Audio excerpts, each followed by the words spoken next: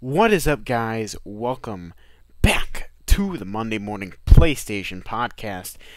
I know there's something that didn't there's something that didn't happen last week, and that was I didn't release the podcast last week on Monday. I said I would release it on Tuesday at 6.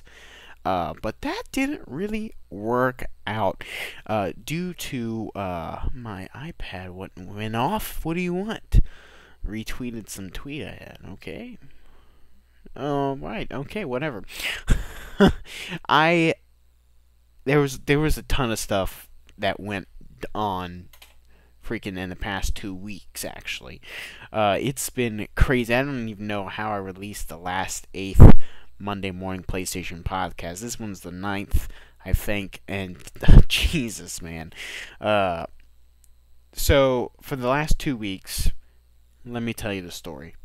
So I had to do a barn sale. My mom wanted me to help her. I didn't really have much of a choice. But I did help her.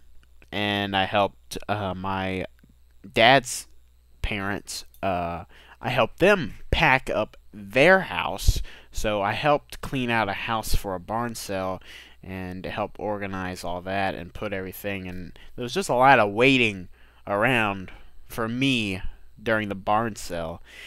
And then with my grandparents, I had to lift furniture up and downstairs, had to pack up everything, and the grandparents did most of the work because obviously I couldn't be there all the time. But we did some heavy lifting and moving furniture and just cleaning up the house in general. And so that house that I've been accustomed to for like 10 plus years. They lived in that house for quite sometime. It's even more. That's why I said 10 plus, because I forget when they moved in there, but it could be like man, it could be like 14 years they lived, 15 years they lived in that house. And now I won't see that house be in that house ever again anymore, which is kind of weird and strange, actually, because they're the last grandparents, or the last part of my main. They're the last part of my main family that moved away from a house that I've known for since my childhood, and so that was kind of strange. But they're moving to Utah, Hurricane Utah, and I hope they have fun there. Can't wait to visit. But yeah, that was fun moving them, and that was like a whole week. And then my mom surprised me with this estate she wanted to clean out. Jesus, man, this estate, it was like, don't hire a moving company, just hire us to sell everything out of your estate sale. That was freaking crazy. It was like they were selling the estate for like a $500,000, and they had a lot of stuff in the estate, and there was a lot of stuff in the estate. It was. I can't stress that enough. It was a lot of stuff in the estate. I was packing up boxes. I was moving heavy furniture. I was sweating like a pig. Jesus, man. And that was for 4 days straight I did that. And I just stopped 3 days ago, and Jesus, yeah, I just couldn't do anything. And then when I got back home, I was like, I need to write, I need to do work. I haven't done anything for the past 2 weeks, and my brain is completely numb. I couldn't think. When I was trying to write an article, I was distracted. I was just like, I want to go to bed. I can't do any of this. And doing this podcast, I made myself do this podcast. And doing this podcast made me focus. I'm trying to read a book out loud, too, to help with some speech work that I can work on. I just got I need to stop saying uh, uh, ah, ah. I just started reading this book. I did it again. Won't You Come Home, Billy Bob Bailey.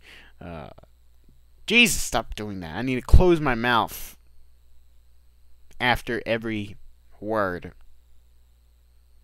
and then I'll stop saying that's where I learned. That's where I learned from. Like, I learned that from somewhere. But yeah, it's been a crazy week. It's been a freaking crazy week. I hope you guys had a better weeks than I have. Yeah, man. I'm practicing the thing right now. Actually. But if you didn't know, well, in case you didn't know, I'm Dylan Lepore, and this is the Monday Morning PlayStation Podcast. Each and every week on Monday at 6 a.m. Eastern Time, a new podcast is released on YouTube and other podcasting services. Find the MP4 on YouTube at youtube.com/C/Dylan Lepore, and find the MP3 on SoundCloud at soundcloud.com/Dylan_Lepore. Also, we're on iTunes and various podcasting apps. So, like, if you know you're connected to iTunes, you're connected to other podcasting apps. I gotta look up what exactly the list is for that. It's just a lot of stuff is connected to it, and I'm trying out new things. So, if you want to throw me a couple bucks, head on over to youtube.streamlabs.com/Dylan Lepore. It helps me keep this channel running and helps me pay for my SoundCloud subscription, which is necessary to keep this podcast running. So thanks for everyone that is donating. Thank you. Thank you. Thank you. I'm not even staring at you guys anymore. Thank you.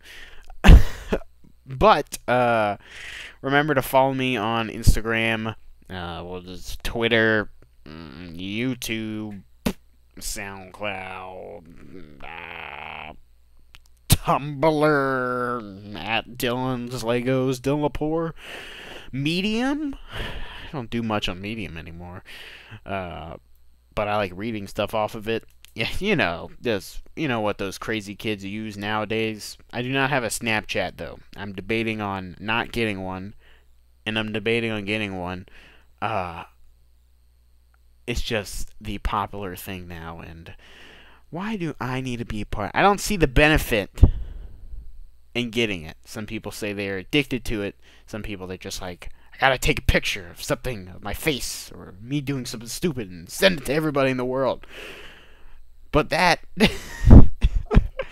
I hope you guys know what I'm saying here. But some people like Twitter because, Twitter, you can... Hey guys, I'm doing a podcast right now. I'm doing a startup company. You wanna give me some money? You wanna be a partner? Come on, man. I'll give you some incentives. I'm sitting on the toilet right now. I'm drinking some water right now. Give me a second. Yeah. But Twitter I use for news and just like updates on my channel and what I'm doing basically, and see how you guys doing. I don't really like using the Facebook thing. I use the Facebook thing, but I also share on Twitter with that kind of knowledge and information. But if I do a Facebook post, it has to be something important, like extremely important. Like if I actually type up a Facebook post, that would be actually important. But I also post like YouTube videos and other writing materials to Facebook. So there's that. But we're gonna start off with some different news. So this is a PlayStation podcast, but I wanted to bring this topic up in discussion. it is Nintendo is getting sued for Switch control design. This is by DVS Gaming. It's a website, an article from that website. So let's, without further ado, let's get right into the article. Nintendo is being sued by Game Vice, saying that the Joy-Cons violates their patent. They claim their device has suffered damages to sales because of the Nintendo Switch. Nintendo has landed themselves in a bit of hot water due to the design of the Nintendo Switch controller. A complaint has been filed by a smaller company named Game Vice. According to the company, Nintendo has violated a patent that they filed back in 2012 for their Android-based tablet, the WikiPad. Now, before I continue reading, as we might have known, or as some of the older people might have known, or anybody interested in tech or whatever, you guys have known that these Android-type devices have existed. Like, there's the Razer, that's a big one, that it's way before the Nintendo Switch even appeared on the market, or even was heard of. These tablet devices with controllers on the side of them have been known, but Game Vice has made a detachable version of that, like what the Nintendo Switch is now using. So let's continue reading. They claim they had come up with the idea for a tablet that had detachable controllers and a device with a flexible bridge section before releasing the WikiPad in 2013. The WikiPad, that must be like Wikipedia on a pad. I don't know what type of gaming that might have been, but who knows. Game Vice is now only asking for payment for damages, but for Nintendo to ban sales of their newest console, saying their sales have suffered due to the Switch. The WikiPad is no longer available. Ooh, oh god. But Game Vice continues to build detachable controllers for mobile devices. Neither company has made any further comments, and this story is still in development. Currently, the Switch has been Nintendo's fastest selling console according to Nintendo's firm. The console has sold 4.7 million units since its release in March. Depending on the results of this outcome, Nintendo might have to redesign the Switch controller if it gets to that point, where Game Vice wins the settlement. It's clear that Game Vice, if you look at the pictures, it's clear that Game Vice made this patent, and Nintendo could have, I'm not saying they looked at Game Vice's thing and be like, oh, it's my idea. You know how, like, people, like, see people's ideas and they might forget them and think that they're their ideas, or they could have honestly come up with this idea themselves.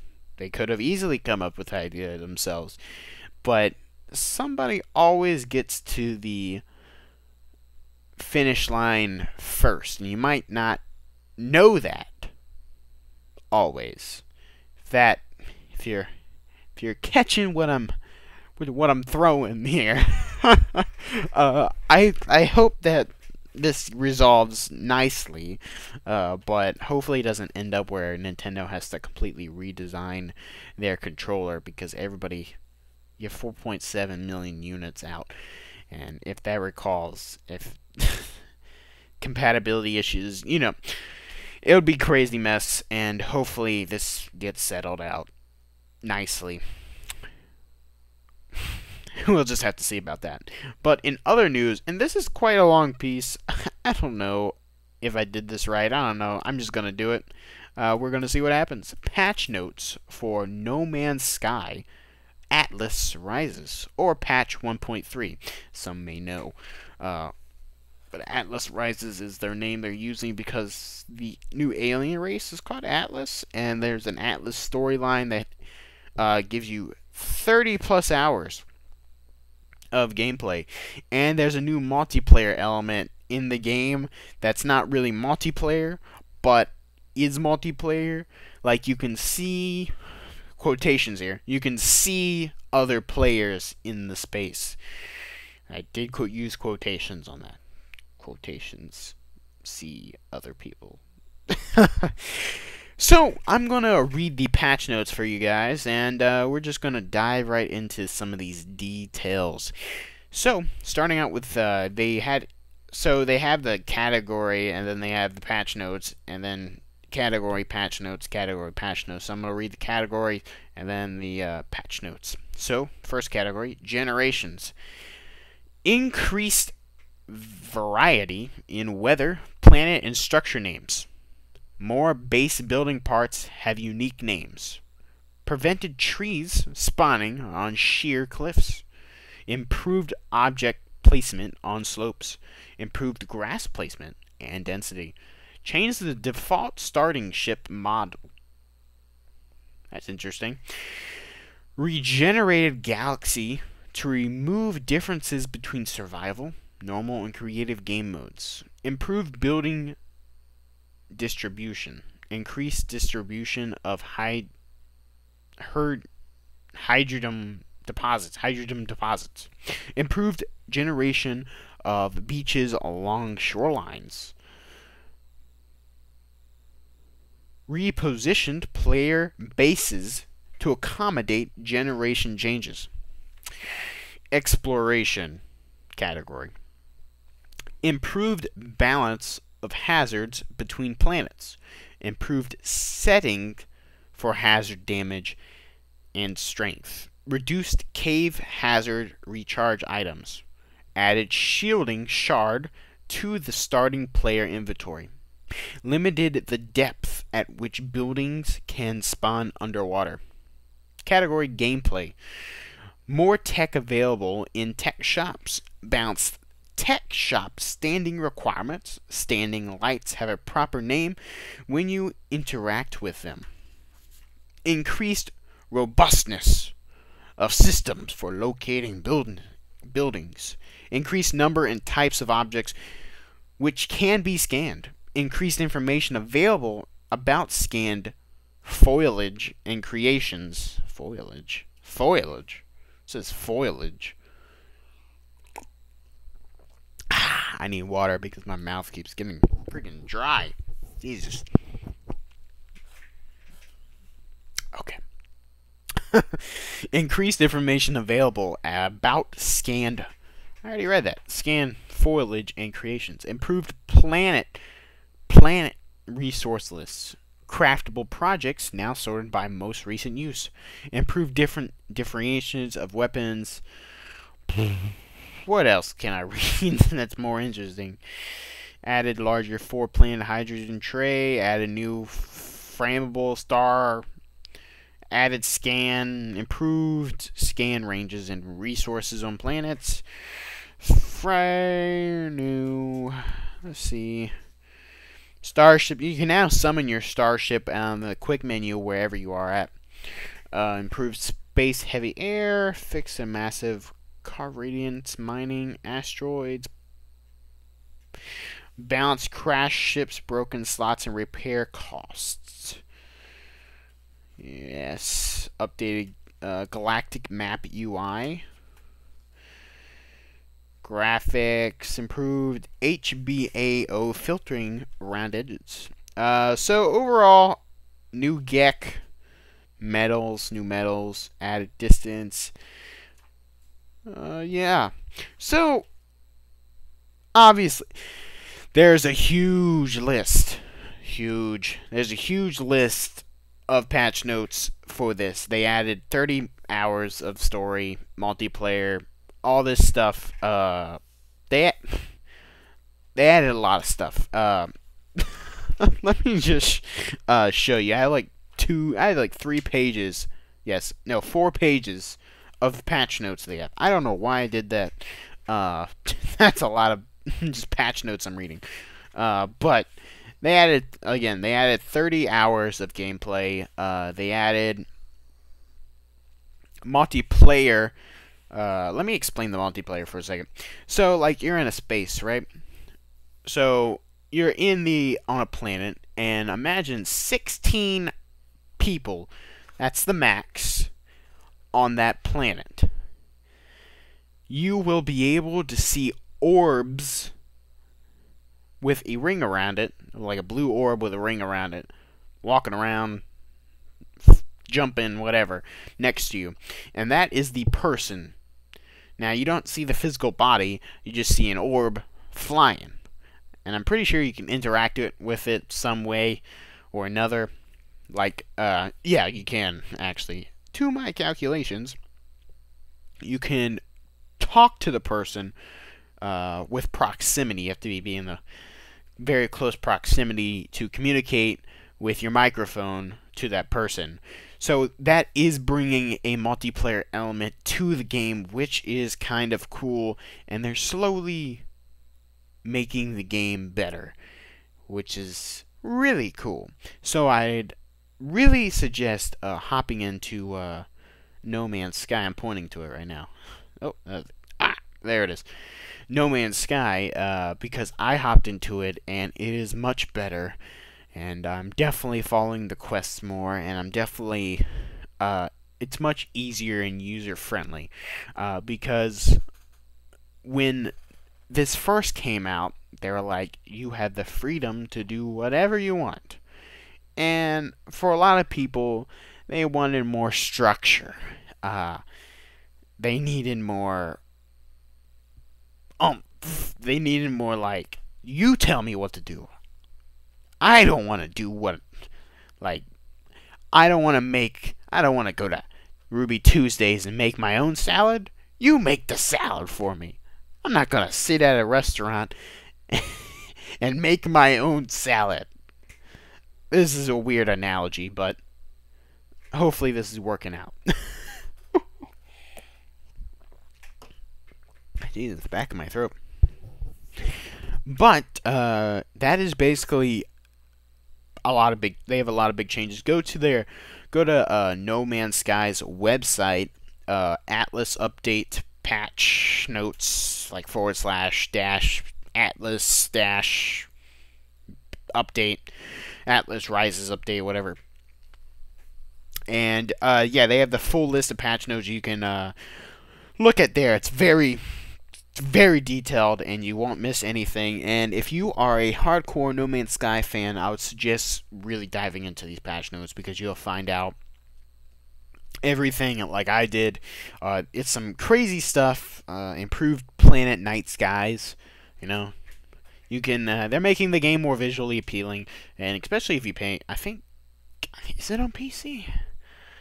I'm not sure. But if it's on PC, it looks way better.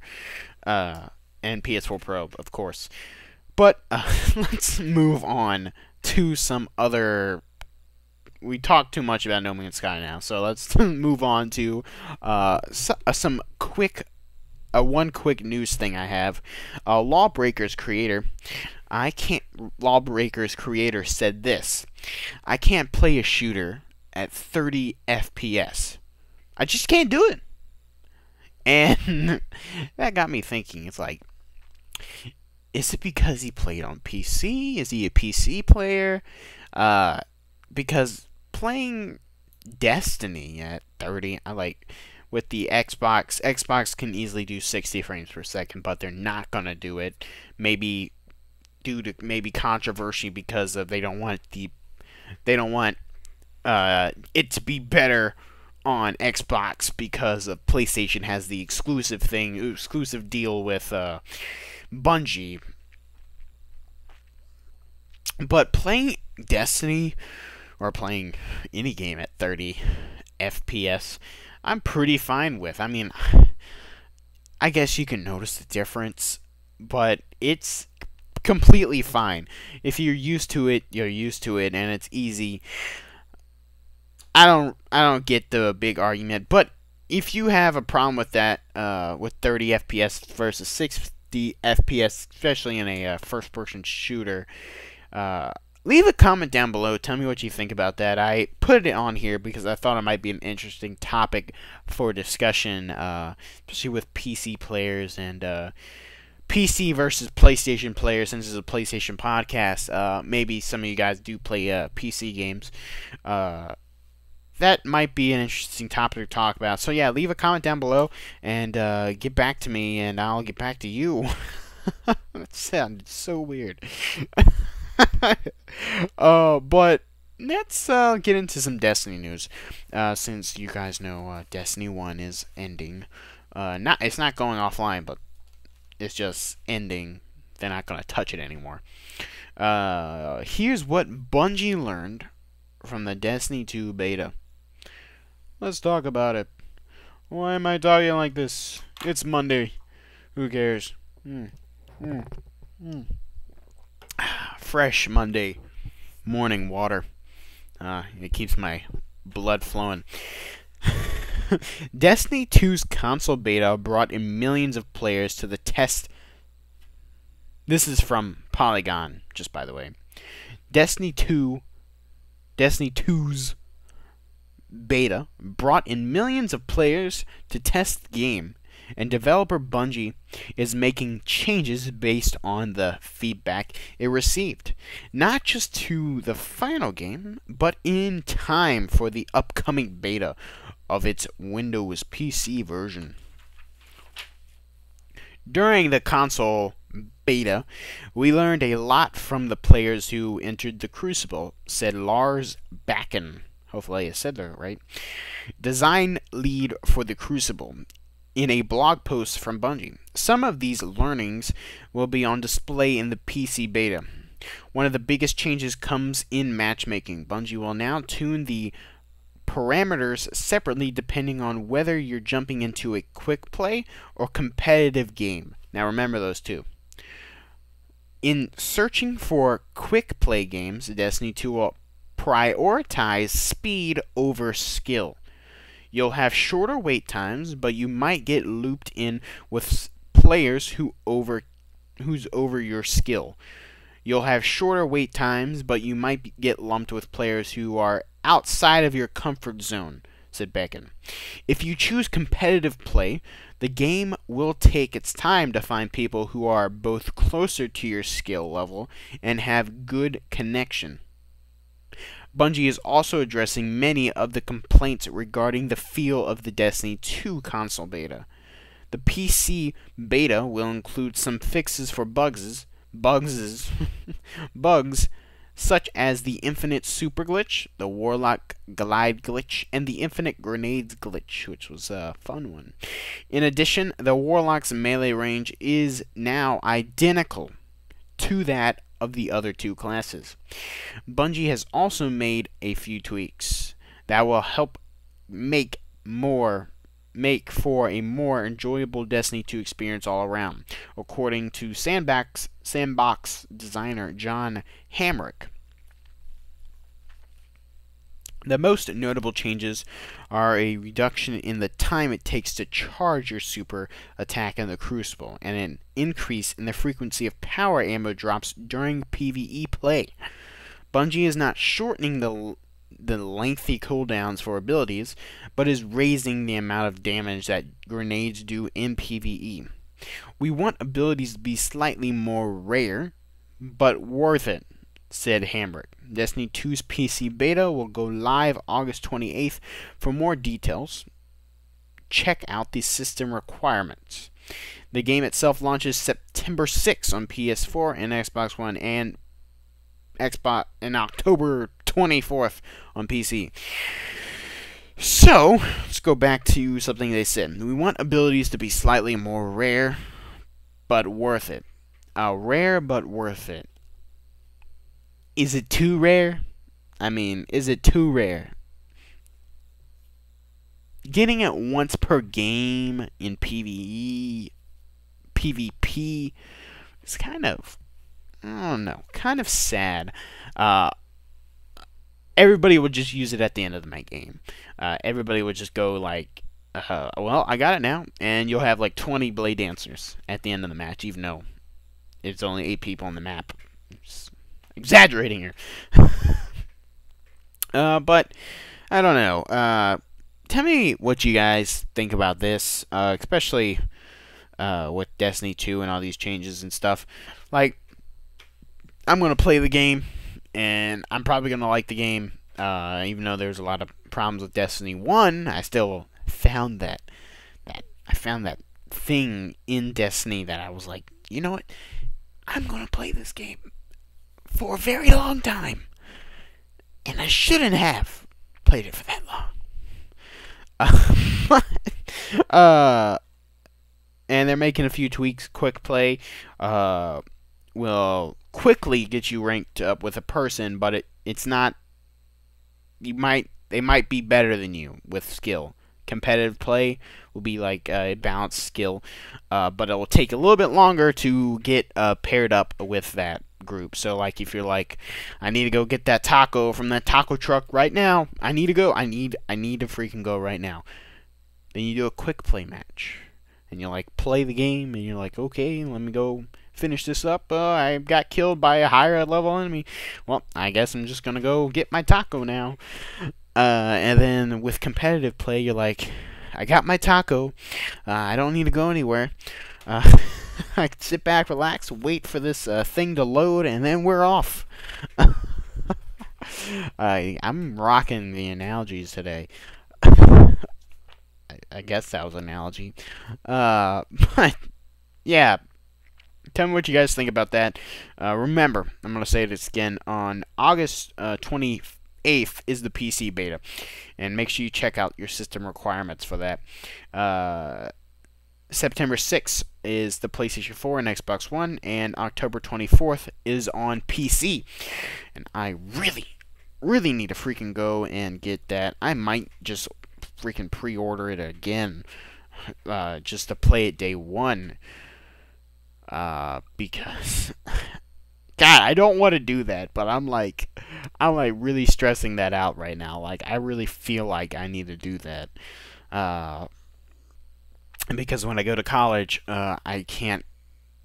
Because I'm going to college on August 25th, and I can't go get the copy, physical pre-order, physical special edition. I pre-ordered at GameStop here. I can't go get that because I'll be in freaking Radford on September 6th. Oh, God, that sucks. I won't be able to play day one. And that really does suck. Then I have to wait for Mom to ship it. But I'm gonna get a box with a label and be like, Mom, here is the receipt. Go get this, and here is the card. Go use this. Okay? Whew. Alright. You got this, Mom. Go do it. And you put it in the box, and the box is all ready. You just seal it up, ship it, and then, whew, hopefully they can do overnight or 2 days priority mail. I'm hoping she could do that. Oh God, Jesus Christ! My P.O. box. I should tell it to you guys. You can send me stuff. College. But let's go into some further news. Bethesda is re-releasing the Fallout 4 Pip-Boy edition, but your phone probably won't fit it. Bethesda will release the coveted Pip-Boy edition for $9.99. Originally a limited collector's edition for Fallout 4 back in 2015. The Pip-Boy edition originally sold for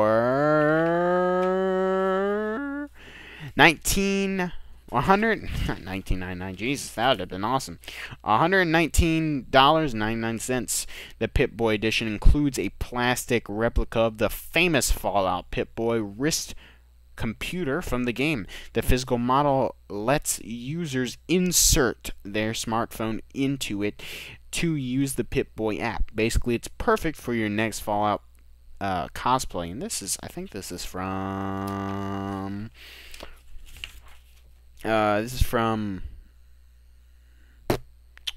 my God, PlayStation something, whatever. It's from a website that I should know the name to. Bethesda said that at the time it could not produce any more Pip-Boys than it, and then the ones in already produced for the game. Given the demand for the Pip-Boy edition, that's understandable. Now that it's been a couple years, Bethesda's bringing back the super popular collectible, although there's a slight problem. Dun dun dun. According to Polygon, the Pip-Boy's wrist mold is identical to the original one, meaning its size for smartphone from 2015, like the iPhone 6s and Samsung Galaxy S6. Unfortunately, we currently have bigger phones like the iPhone 7, Galaxy S8, and even the Google Pixel XL. These phones probably won't fit the Pip-Boy, which is a huge bummer.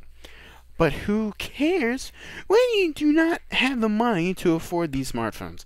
So, I think it's a fine if you're not rich. What? Yeah, so, like, I think it's fine if you do not have these. Obviously, if you do not have these, you can't use your Pip-Boy at all. But I think it's fine if you have the Galaxy, if you do not have the iPhone, if you have the iPhone 6s, stuff like that, which a lot of people still do, and I think they'll be fine with it. But if you don't like spending your money on bigger and better phones every freaking year, Jesus, every year you spend hundreds of dollars on a new phone, and they're still paying the old, they're still trying to afford the old one.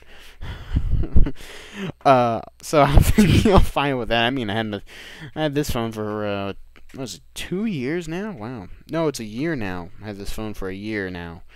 It's caused some problems, but I don't worry about that right now.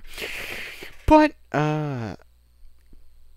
that's pretty cool that you have another chance to get the Pip-Boy, and it does not come with the collapsible case that the original collector's edition in.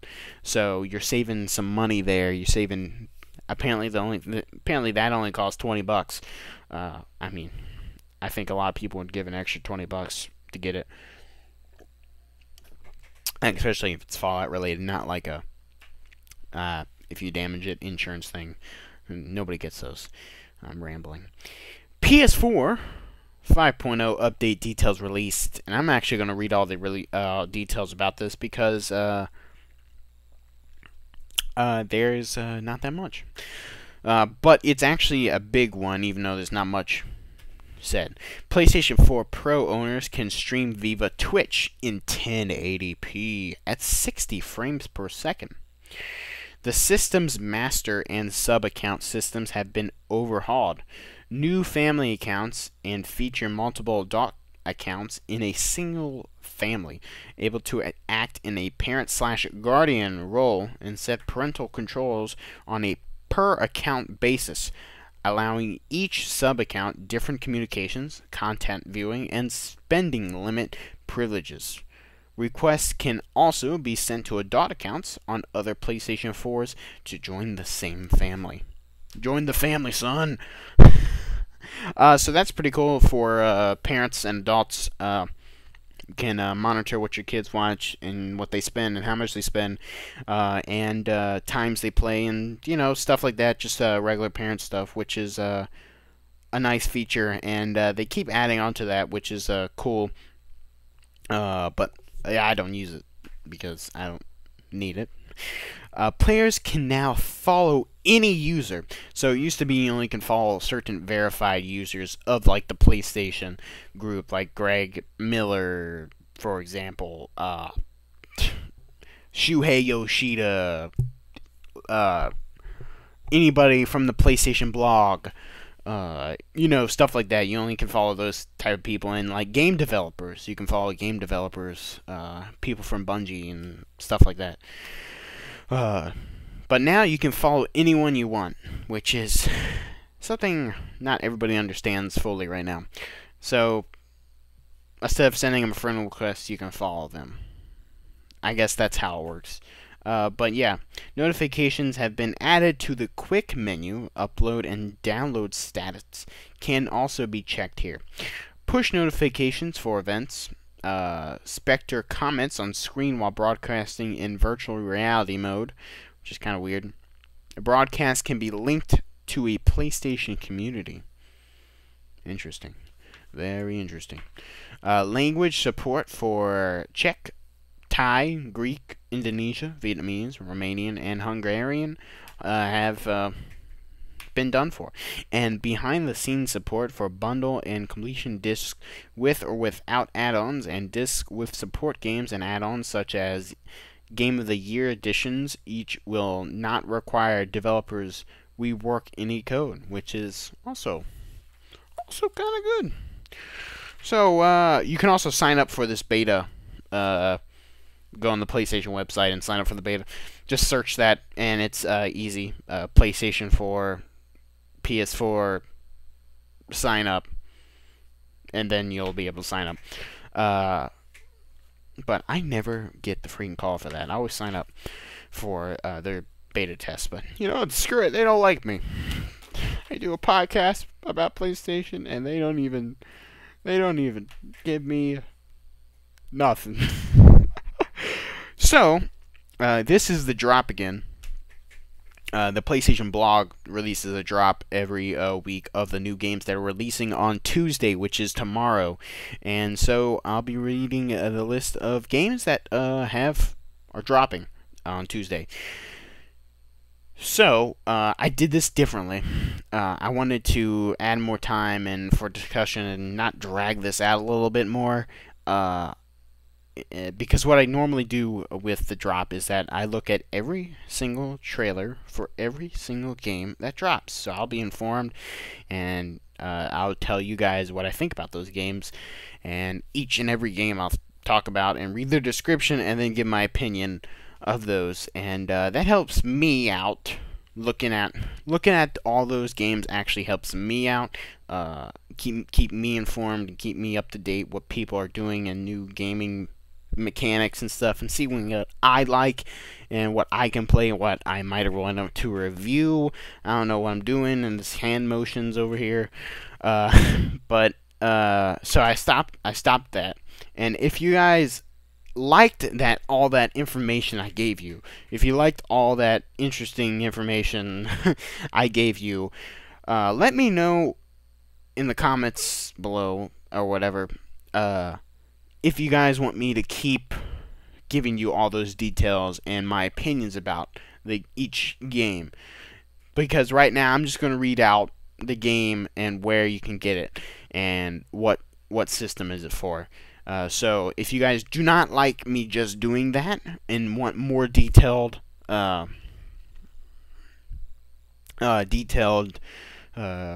and my opinion on each and every game, let me know so I can change it for the next podcast.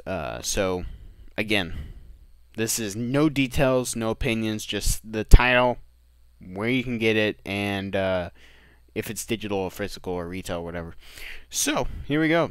Go down the list. 3D Mini Golf, PS4, digital.